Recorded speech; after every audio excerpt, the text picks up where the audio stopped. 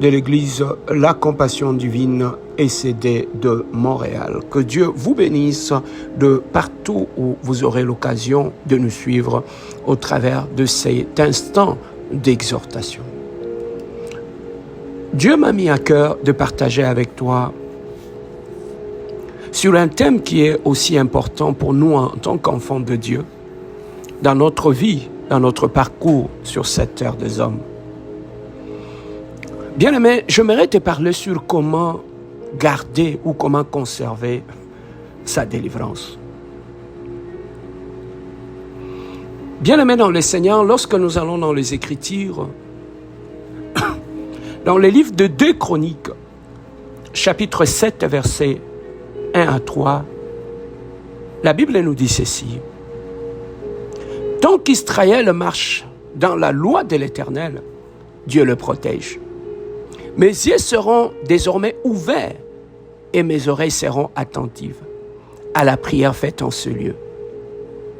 Dieu confirme l'alliance faite avec Salomon ici et il le met en garde contre toute forme de trahison. Il dit ceci, mais si vous vous détournez de mes lois, si vous abandonnez mes lois et mes commandements que je vous ai prescrits, et si vous allez servir d'autres dieux et que vous prosternez devant eux, je vous arracherai de mon pays et que je vous ai donné, je rejetterai loin de moi cette maison que j'ai consacrée à mon nom et j'en ferai un sujet de sarcasme et de raillerie parmi tout le peuple. Ici, bien-aimé dans le Seigneur, Dieu est clair face à Salomon. Il dit, cette alliance que je fais avec vous, au travers de ces temples, dépendra de votre obéissance et de votre respect par rapport aux instructions que je vous donne. Bien-aimé, des fois, la protection sur cette terre des hommes passe aussi par notre niveau d'obéissance aux recommandations divines. La rébellion, bien-aimé, dans toutes ses formes, ouvre toujours une porte à l'ennemi et donne l'avantage à l'ennemi de nous contrôler et de nous posséder. Il est facile, bien-aimé, de prier, de payer les prix pour obtenir sa délivrance. C'est une chose. Mais il est aussi important, bien-aimé dans le Seigneur, de savoir garder cette délivrance que nous avons obtenue au prix de beaucoup de sacrifices, des chaînes, de prières, de moments où nous passons du temps dans la montagne, de mortification pour chercher notre délivrance. Bien-aimé, cette délivrance qui t'a coûté cher, il faudrait aussi savoir comment le protéger et comment garder la délivrance de ta maison, de ton foyer, de ta vie, de tes enfants et de ton mariage. Mais au travers, bien-aimé, de cette exhortation, j'aimerais partager avec toi quelques idées qui te permettront de savoir non seulement obtenir de délivrance, mais de savoir aussi garder les délivrances. Lorsque nous allons dans les Écritures, la Bible nous dit, lorsque les démons sont chassés d'une maison, ils vont partir, mais ils vont aller chercher 7 autres démons plus méchants et ils vont revenir. S'ils trouvent la maison ornée, balayée, nettoyée, main vide, ils vont reconquérir la maison, ils vont posséder la maison. Mais la Bible conclut une chose en disant, la situation de cette personne sera plus pire qu'avant. Bien-aimé, tu t'imagines le nombre de démons que tu chasses dans ta vie. Imagine-toi qu'ils partent et qu'ils reviennent, te trouver dans la distraction, te trouver dans le péché. Serviteur de Dieu, regarde le nombre de démons que tu chasses dans la vie des gens. Et que si ces démons reviennent, qu'ils te trouvent dans la distraction, dans l'impudicité ou dans l'adultère, bien aimé, ça sera un scandale, une humiliation dans toute la ville. Ma sœur, regardez combien de temps que tu passes à envoyer du feu, à chasser des démons. Ces démons partent, mais ils ne partent pas pour toujours. Ils vont revenir pour essayer de rentrer dans ta vie. Tu t'imagines qu'ils te trouvent dans le péché. Quel sera ton état? Voilà pourquoi nous trouvons dans l'Église, l'état de beaucoup de gens ne font que s'empirer, alors qu'ils chassent des démons du matin au soir. Mais pourquoi leur état ne fait que s'empirer? Mais c'est parce qu'ils ne savent pas que les démons qu'ils chassent finissent par revenir. Voilà pourquoi dans la Bible, Dieu donnait des recommandations après avoir guéri des gens. Allez-y, ne péchez plus, ne rentrez plus au village, changez de direction. Bien aimé, il y a eu toujours des recommandations que Dieu avait données aux gens qu'il avait guéris. Et la délivrance tenait aussi et passait aussi par le respect des instructions données par Dieu. Bien aimé, pour conserver, pour préserver et garder sa délivrance, dans le livre de 2 Chroniques, chapitre 6, verset 12 à 42, tu vas les lire, David dit au prophète Samuel qu'il veut construire un temple pour Dieu. Seigneur répond, c'est Saoul, le fils de Salomon, qui va construire ce temple. Au verset 2 Chroniques 7, 1 à 3 et 11 à 22, Dieu donne des instructions pour que ce temple-là continue à être un lieu bénéfique pour la maison de l'Éternel. Bien-aimés, la première des choses, pour conserver réellement la délivrance dans notre vie, nous les trouverons dans le livre de Jacques, chapitre 4, verset 7. La première des conditions, bien-aimé, tu dois, chaque jour de ta vie, matin, midi et soir, te soumettre à la Seigneurie de Dieu. Parce que le Dieu qui nous a sauvés doit aussi régner dans notre vie. Accepter la Seigneurie de Dieu, c'est accepter qu'il puisse prendre le dessus sur tes décisions, sur tout ce que tu vas accomplir.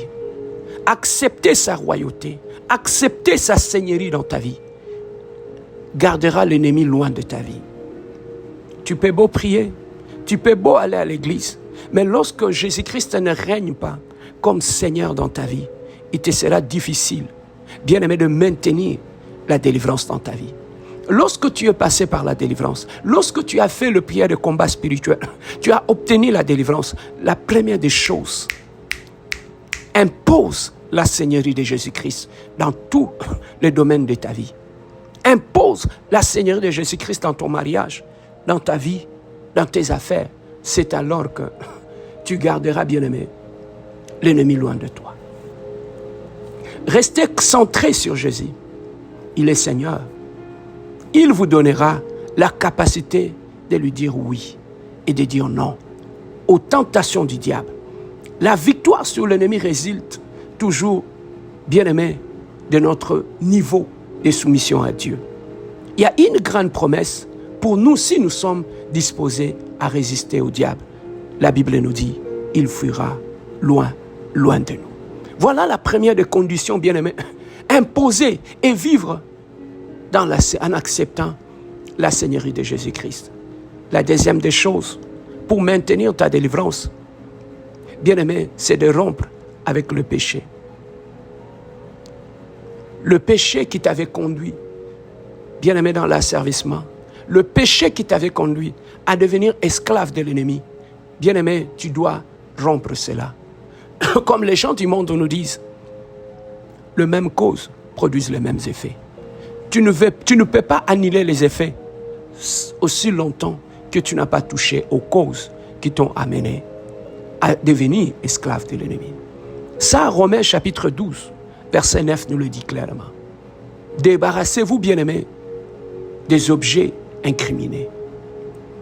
Ôtez pour tout ce que l'ennemi a utilisé dans le passé comme porte d'entrée dans votre vie. Des objets ayant servi à une activité démoniaque connue. Bien-aimés, par exemple, des objets pornographiques, des magazines, des vidéos. Tu dois te séparer de toutes ces choses-là. Le matériel occulte. Tu ne peux pas vouloir garder ta délivrance lorsque dans ta vie, dans ton téléphone, tu gardes encore des vidéos pornographiques. Tu gardes encore le matériel occulte. Bien-aimé dans le Seigneur, des cartes, des tarots et des boules de cristal. Ça ne marche pas. On n'associe pas Dieu avec tout. Et éloignez-vous de la musique du monde. Parce que la musique est un instrument, est un outil qui active la spiritualité. Tu ne peux pas maintenir ta délivrance en continuant à écouter la musique du monde, la musique païenne.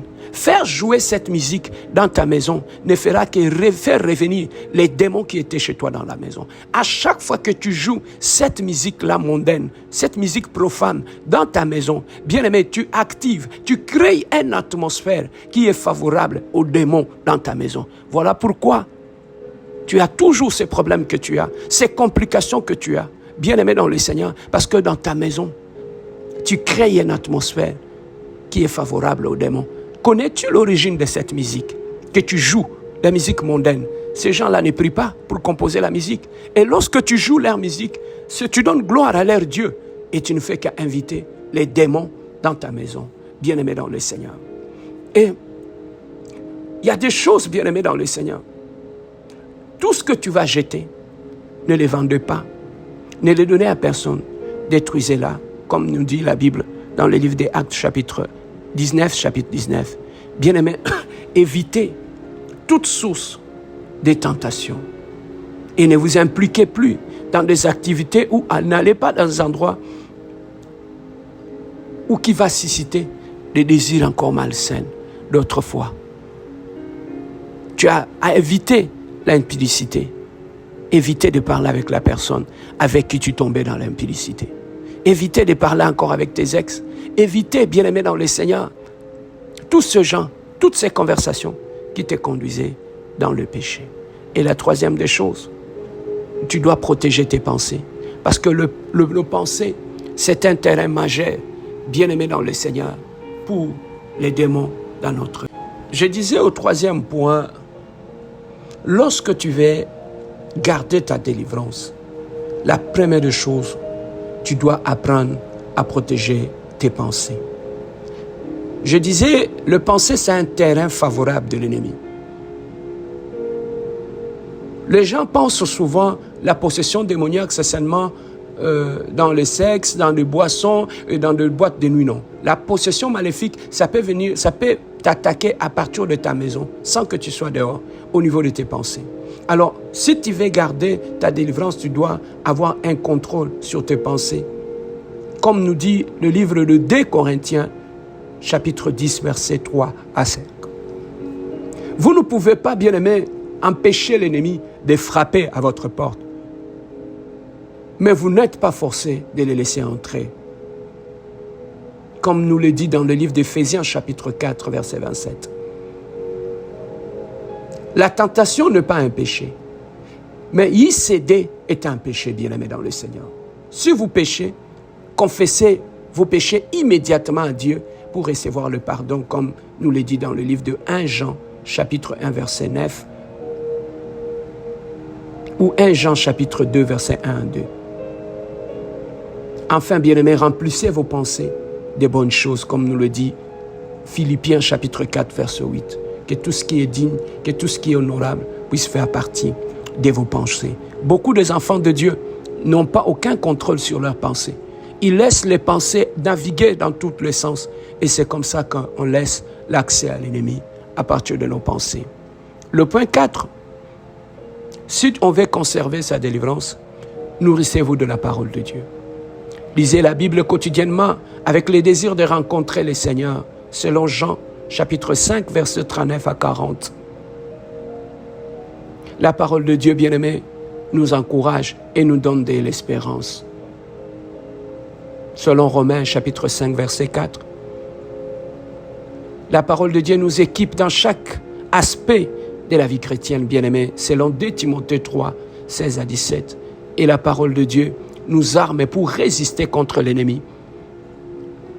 Comme nous le dit Éphésiens chapitre 6, verset 17 et Matthieu chapitre 4, verset 1 à 11. Au fait, la parole de Dieu nous façonne et elle nous construit. Le 5e point, bien-aimé dans le Seigneur, une maison qui est nettoyée, ornée mais vide, sera toujours occupée par l'ennemi. Le 5e point, un chrétien qui veut garder sa délivrance doit chercher constamment la plénitude du Saint-Esprit, être rempli par le Saint-Esprit. Bien-aimés, si vous n'êtes pas encore baptisé, du Saint-Esprit, demandez même à un des responsables de votre église de prier pour vous. Et soyez continuellement remplis du Saint-Esprit. Vivez dans le pardon, bien-aimés, et la réconciliation avec les autres. Selon Jean chapitre 20, versets 22 à 23. C'est un moyen sûr de rester à l'abri de tourmenteurs. Selon Matthieu chapitre 18, verset 34. Permettez au Saint-Esprit de transformer votre caractère. Désirez devenir comme Jésus-Christ, selon Galates 5, 22. Priez pour être équipé des dons du Saint-Esprit, afin de servir les Seigneurs avec vos dons. 6e point, développez un style de vie de louange et de reconnaissance, si vous voulez garder et demeurer dans la délivrance. Développez la louange et la reconnaissance dans votre vie, même quand les choses sont difficiles, comme Philippiens 4, verset 4. Ce n'est pas être hypocrite que de louer Dieu lorsqu'on n'a pas envie, ou lorsque les choses ne tournent pas en rond. Ce n'est pas hypocrite de louer Dieu ou de faire semblant. Nous les louons car il est digne, notre Dieu, et non pas en fonction de nos états d'âme ou de nos circonstances, selon Psaume 42, 12. Nous avons parfois simplement besoin d'apporter un sacrifice de louange, selon Hébreux 13, 15. Sachant que Dieu a le contrôle de nos vies, nous devons apprendre à remercier en toute situation. Si nous lui faisons confiance, même quand les choses semblent mal tourner, le Seigneur utilisera cette situation pour notre bien, comme nous le dit Romains 8, 28. C'est sans aucun doute un verset à apprendre par cœur. L'ennemi cherchera à miner votre foi et votre confiance en Dieu en essayant de vous rendre amer et révolté à cause de circonstances difficiles. Ne laissez pas avoir le dessus. Résistez-lui en confessant votre confiance en Dieu. En toutes choses, rendez grâce, selon Éphésiens, chapitre 5, verset 20. Et 7e, développez un cœur de serviteur. Commencez à faire un effort conscient pour servir les autres, dans la famille, dans l'église, au travail ou auprès de votre voisin. L'ennemi se trouve bien parmi les personnes centrées sur elles-mêmes, surtout sur les égoïstes. L'ennemi les attaque souvent, facilement. Quand nous nous oublions nous-mêmes et cherchons à être une bénédiction pour les autres, nous entrons au cœur même de la pensée de Jésus-Christ. Renoncer à nous-mêmes et le suivre, selon Luc 9, 23. Utilisez vos dons et vos capacités pour aider les autres. Quels sont-ils? Qu'aimez-vous faire? Si vous ne savez pas où commencer, bien aimé, parlez à votre pasteur de l'Église de la Compassion Divine. 8. Cultivez des bonnes relations. Bien aimé, tu ne peux pas conserver ta délivrance, continuer à fréquenter des gens, fréquenter une personne avec qui tu avais l'habitude de pécher. Ton copain, ton ex, et tes amis avec qui tu allais prendre la drogue, tes amis avec qui tu allais faire du mal. Cherchez la compagnie de ceux qui aiment Jésus. Des amitiés saines, stables et aimantes parmi les chrétiens peuvent avoir un effet puissant sur le croyant, comme nous le dit Jean, chapitre 13, versets 34-35. Évitez les mauvaises compagnies. Parfois, un faux sens de loyauté peut nous lier à de vieux amis, dont le style de vie représente un rejet clair de l'Évangile. Le diable essayera de nous amener dans des situations où notre foi est compromise et notre témoignage est gâché. Comme nous le dit Psaume chapitre 1, versets 1 à 2, et 1 Corinthiens 15, 33, ou 2 Corinthiens chapitre 6, 14 à 18. Ne vous inquiétez pas si votre refus de vous impliquer dans certaines choses offense certaines personnes. 1 Pierre 4, 3 à 4 nous le dit. Notre première loyauté est d'abord envers Jésus-Christ, non pas envers nos amis. Et le point 9, dans la mesure du possible, engagez-vous dans une communauté vivante. L'Église bien-aimé, est comme un bercail. Elle donne sécurité et protection. Elle constitue un environnement d'amour et de soutien dans lequel vous pouvez grandir et vous développer en tant que chrétien. L'ennemi est toujours à l'affût des solitaires qu'il peut abattre à volonté, selon 1 Pierre chapitre 5 verset 8. Alors ne soyez pas un vagabond. Impliquez-vous avec un bon sens. Soyez responsable de vos engagements. Apprenez à être digne de confiance. Cherchez une église où vous allez servir Dieu et ça vous permettra d'éviter certaines choses. Le point 10 est le dernier. Apprenez à donner ce que vous avez reçu. Les personnes les plus motivées pour la délivrance sont celles qui l'ont vécu. Impliquez-vous premièrement dans votre famille et auprès de vos proches, sous le contrôle d'une personne expérimentée qui pourra constater le fruit de vos prières. Prenez garde avec beaucoup d'attention à votre couverture spirituelle. Dieu vous bénira alors que vous allez dans la foi pour les servir. Bien-aimé, étant un enfant de Dieu, pour conserver ta délivrance, tu dois aussi faire très attention.